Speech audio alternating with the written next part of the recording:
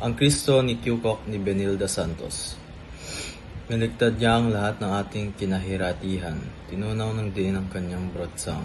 Dinaluyan ng sariling pagmuni-muni sa misteryo ng hapis at pait. At ang kulapol na putla, abot dilim sa kambas iyang laman. Itid at balad ng anak ng Diyos, ng mga Israelita at tulad nating hentil. Binarabura niya ang larawang kay tagal nating tinunghayan sa estampida, altar, aklat, dasalan, kalendaryo, prosesyon, pelikula o pintura.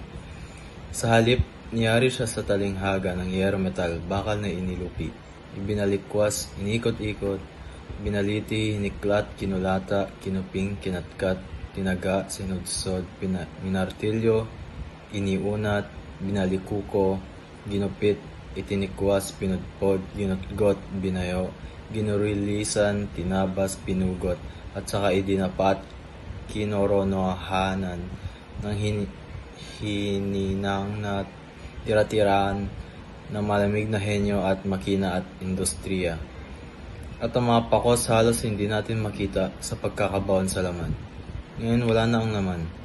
Naguhumindig sa tigas at tulis ng kabaliwang sadya-sadya ang pagtuhog at pagdurog sa una at huling kagandahan na handang-handa pa namang paangkinin sa ating nang lubusan.